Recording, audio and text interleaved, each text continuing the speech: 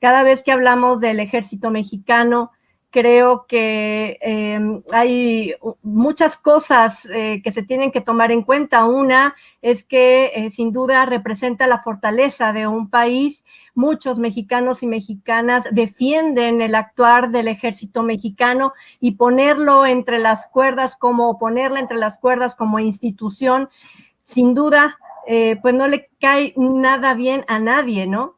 Sin embargo, y lo pongo aquí en la mesa, hemos sabido en el transitar de los años cómo elementos del ejército mexicano han cometido violaciones graves a los derechos humanos de la población mexicana. ¿Cómo está la balanza? ¿Cómo poder reflexionar sobre el caso de el general Cienfuegos, el ejército mexicano y la posición del ejecutivo de nuestro país, Eduardo? Bueno, yo creo que para un elemento importante para entender lo que vimos estos últimos días, me parece que se encuentra en lo que yo llamo el pacto cívico-militar establecido entre las Fuerzas Armadas y el poder civil luego del triunfo de la Revolución Sonorense, ya en la década de los años 20 del siglo pasado. Y luego, a partir de que Ávila Camacho deja la presidencia y comienza la época de los presidentes civiles en nuestro país.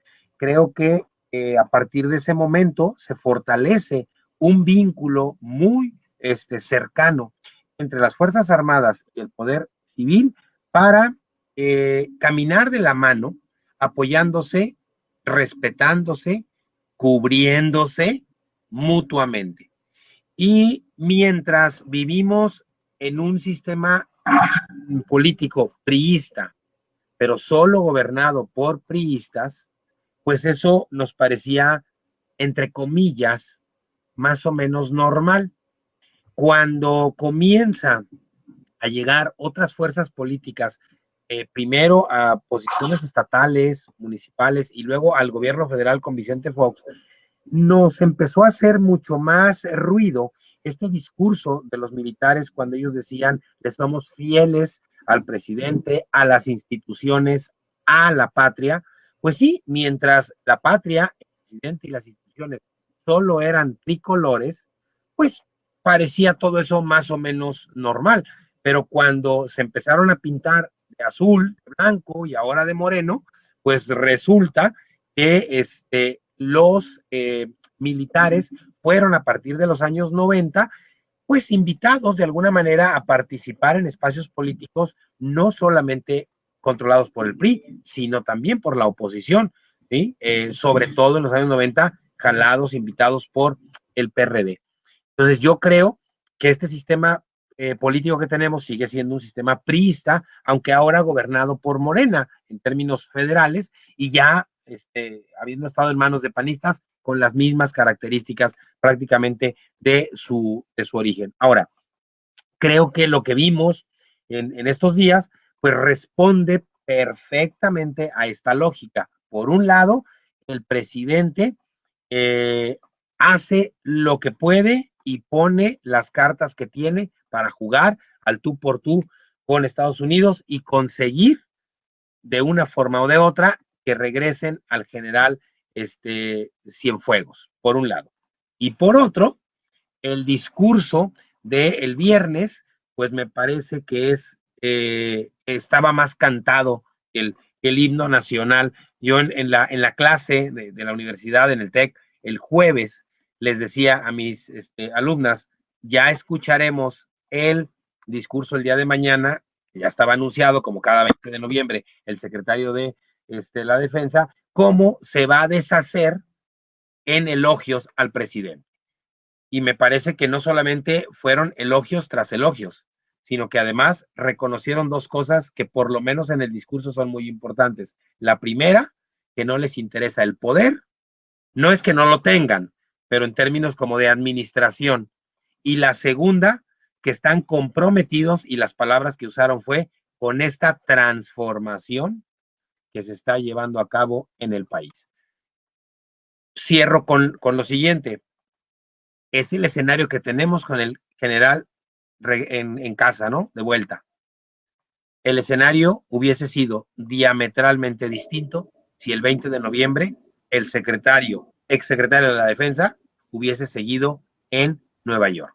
Pues yo creo que eso no hay que perderlo de vista, y los generales y la élite de las Fuerzas Armadas en México lo saben y se lo agradecieron públicamente al presidente para mantener la estabilidad que, digamos, al cuerpo que gobierna le conviene. Tampoco es que sea como un favor a la población, ¿sí? Pero digo, el escenario a mí me sigue pareciendo que fue mucho más favorable que si el general hubiese seguido en Estados Unidos. O sea, digo, retomando las palabras de Eduardo, con todo y 4T, hablando de ejército mexicano, es exactamente lo mismo que 10, 20 años atrás, Edgar. Bueno, sí, o sea, muy no hay interesante. 4T, perdón, no hay 4T ahí, pues, eso me refiero. Bueno, es muy interesante la recapitulación que hace el doctor Eduardo. Yo creo que es un tema de pragmatismo, ¿no? De pragmatismo de la 4T y de cualquier gobierno que esté en el poder. En esa parte no solamente no cambia, Trini, sino además hay un proceso de militarización en México. Y cuando uno dice militarización, todo el mundo se asusta y dice, es que está militarizado desde el tema de Calderón. No, o sea, más allá de la parte de combate en las calles, el tema de otorgarle facultades, otorgarle distintas obras, distintos proyectos, distintos encargos al ejército desde el poder civil, eso es la militarización de un país. Y me parece que en México se ha militarizado más ahora en este gobierno. Y bueno, fue un tema pragmático. Ahí, bueno, pues el presidente López Obrador lo que hizo fue abogar por, fíjense cómo cambiaron las cosas, ¿no? El primer día cuando detienen a Cienfuegos dice, la 4T no va a pagar su defensa en Nueva York. Corte a abogar él mismo para traerlo a México. O sea, pero ahí se notó que efectivamente hubo una fuerza más allá del que, no quiero decir que rebasó al presidente, pero sí que llegó al presidente y que en su facultad y por su buena relación con el gobierno estadounidense, él aboga por Cienfuegos, entonces le retiran los cargos a Cienfuegos y entonces Cienfuegos es repatriado a México. Definitivamente creo, no sé, miren, yo no estuve ahí, entonces yo no sé si hubo presión, yo no sé si hubo una petición de, oiga, señor presidente, ayúdenos con el tema de Cienfuegos, o no sé si le dijeron o nos ayuda, o sea, no sé porque yo no estuve en esa reunión.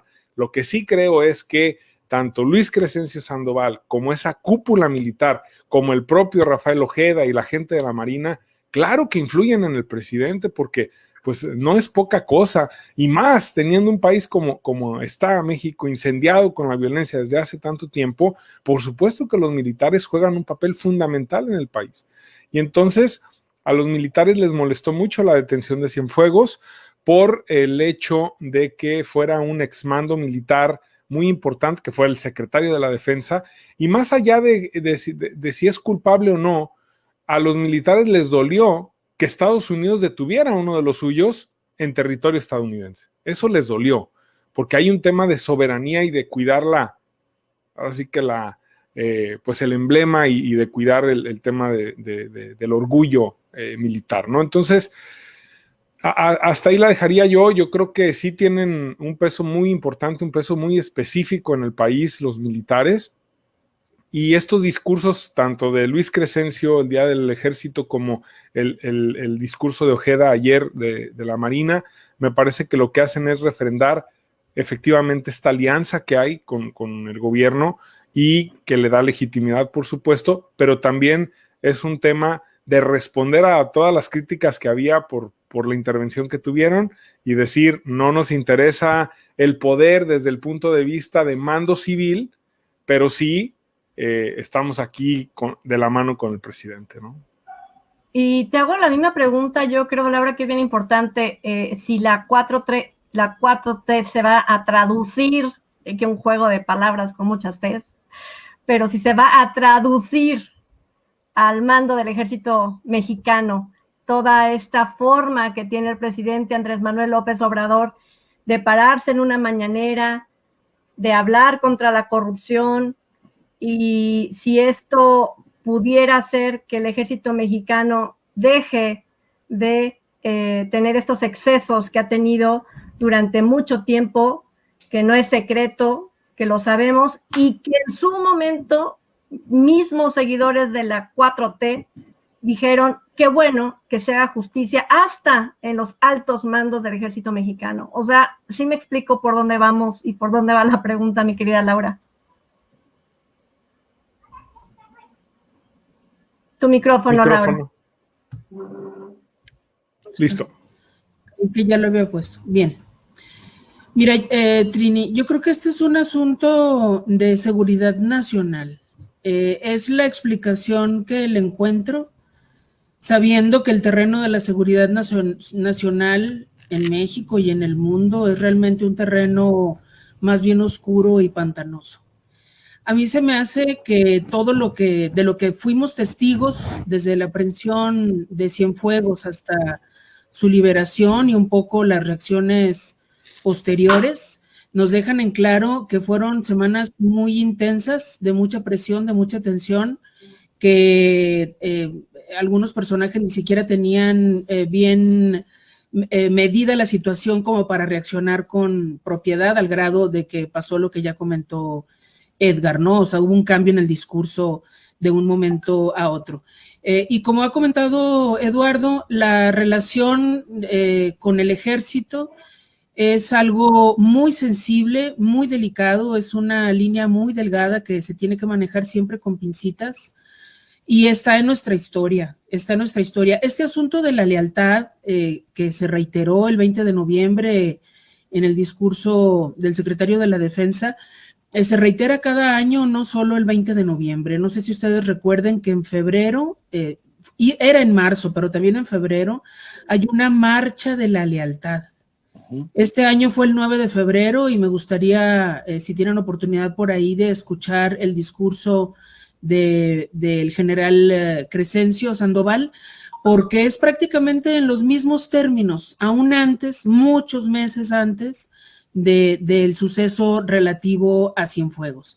Entonces, yo creo que aquí estamos hablando de palabras mayores, de un asunto muy peliagudo, Trini y compañeros, que están más allá incluso de la 4T, Trini. Este es un asunto que que trasciende los sexenios, que está en el fondo, que está de telón de fondo siempre, sea quien llegue al poder.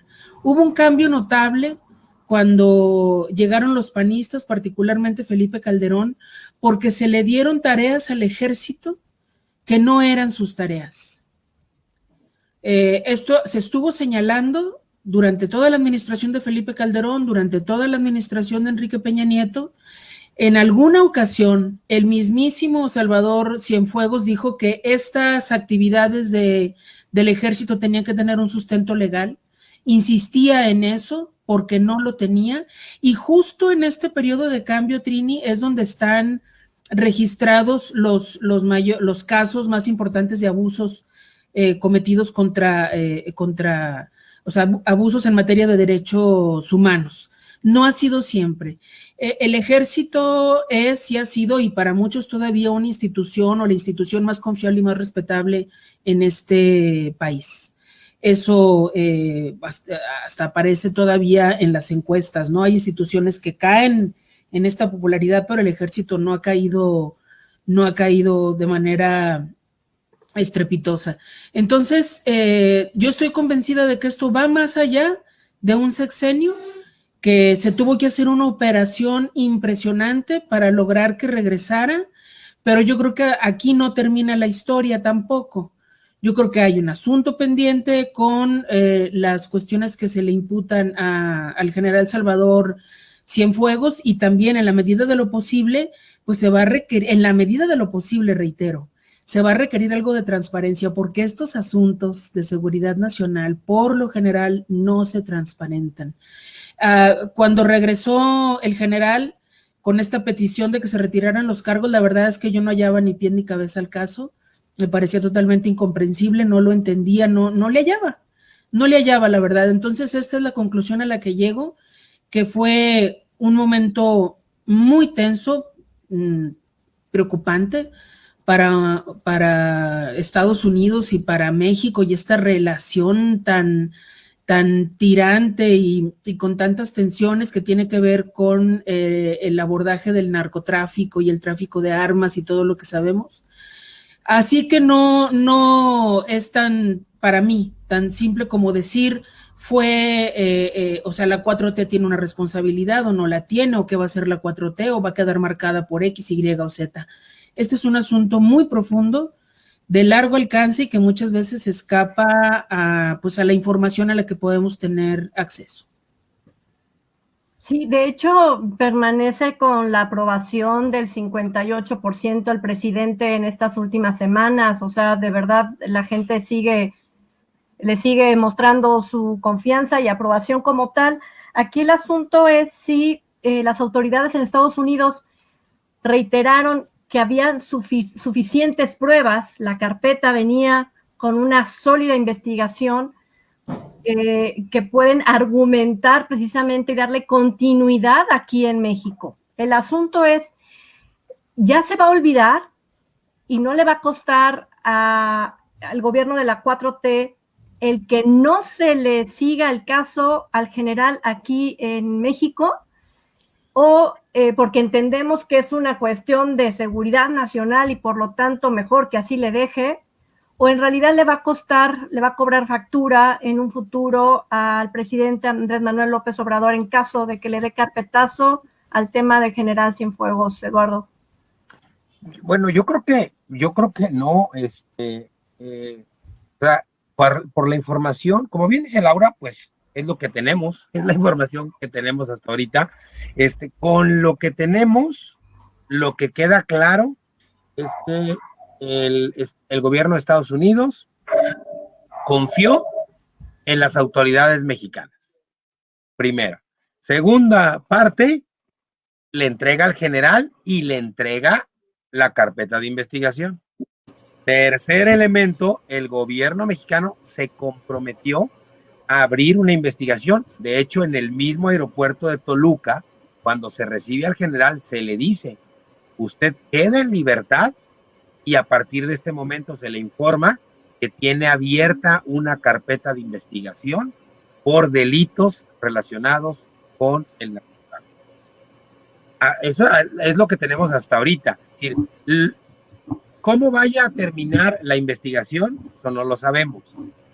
Pero lo que hoy nos dicen que sí existe es la investigación.